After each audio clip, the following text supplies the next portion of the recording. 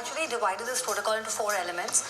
So the first one is reducing the source of stress or having a perception shift.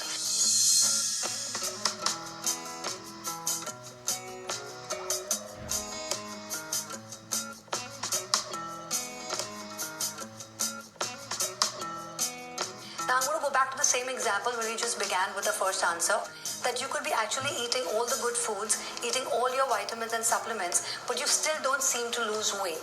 So here, the root cause could actually be your poor sleep. Now we do know that actually poor sleep would actually lead to poor blood sugar imbalances, also your hormonal disturbances, which basically lead to weight gain. So as soon as you address the root cause, which is your sleep, your weight loss will be achieved. Now the second one is actually having a perception shift. So let me give you another example. So what if somebody's just got out of, what if you just got out of a toxic relationship? What are the normal thoughts that would actually come in somebody's mind? Like, oh damn, I'm single again. Will I even be able to find love? Oh no, I have to start the entire process of finding somebody again. Huge stress comes. Correct. So these are your negative thoughts, right? Which is a normal human nature. Now, what do these negative thoughts actually emote from your system? The basic emotions would be of despair and fear. Now, all I'm asking you to do is have a perception shift, which you can do by training your mind. So you could also look at the same example by saying, okay, fine. So I've just got out of a toxic relationship. Definitely I'm single. But what this leaves me with? This leaves me with ample of time to focus on myself and my growth. All right. Secondly, one important thing is when I focus on myself and grow to a length that I would want to, in terms of mental, physical, financial, emotional, even spiritually, I can actually reach a certain frequency in my life where I can attract a partner who's emotionally more fulfilling. These kind of thoughts, what do they actually, help your body actually release? It's hope. So can you just see just the difference in just your thought process can actually make you feel so much better. So in short, actually sitting and sulking, for a long time and completely getting into this whole, not even socializing with anybody because of the stress thoughts that you've had, you can actually change that, work on yourself, and you're actually able to deal with stress in a better way. So that's your source of stress as well as a perception shift. So the second element is your food guide.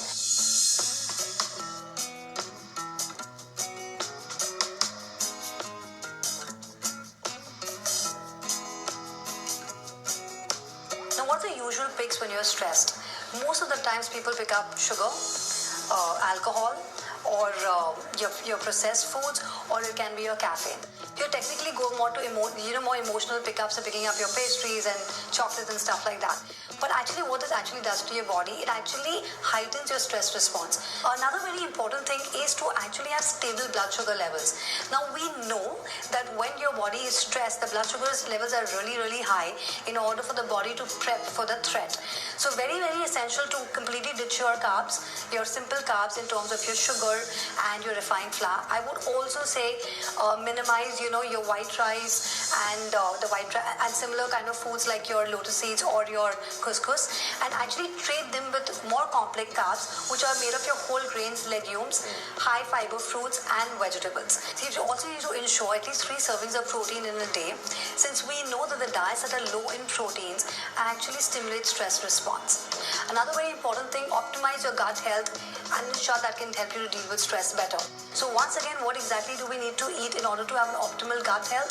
You ensure your prebiotics that again comes in from your fruits and vegetables, your oat bran, barley, lima beans, black beans, split peas, onion, garlic, Jerusalem artichoke, and asparagus. We also need to ensure that we have whole grains because they are also a good source of fiber. Another important thing that we need to add is actual beneficial bacteria, which basically comes in the form of your fermented foods, like your fermented vegetables, things like cabbage, cucumber, carrot, and your fermented drinks like kombucha and kefir. Then you also have your antioxidant-rich foods to help you deal with stress better. So they basically comprise of your vitamin C foods, which basically come in the red and yellow bell peppers, your berries, oranges, papaya, broccoli, and kale. You also have vitamin E sources that come in from your spinach, carrot, pumpkin, and nuts. So we also need to add good amount of glutathione-rich foods in our diet. So your glutathione is also a powerful antioxidant. In fact, it's a master antioxidant, which actually helps to assimilate the other vitamins in your body. So in short, how do you stimulate the production of the glutathione in your body? Your sulfur-rich foods help you to do that. That basically would include your onions, garlic, oats, and cruciferous vegetables like your cauliflower, kale, broccoli, and Brussels sprouts. The other two ways that you can also stimulate the glutathione production in your body would be by indulging into practices such as Tai Chi and yoga. Another very important thing that we all must add would be your brain foods. Now, what actually happens is, when the stress hormones are released in your body, it actually damages the memory center of your brain, which actually messes with your memory.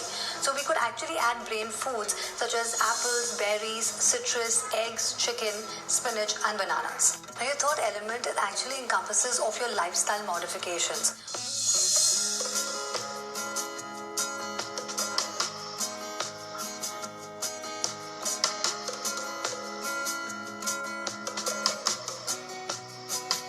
Which basically includes your meditation, journaling, yoga, tai chi, massage, acupuncture, being in the nature.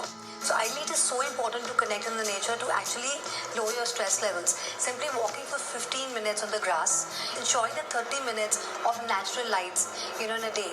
Also, this can help us with better sleeping patterns in the night.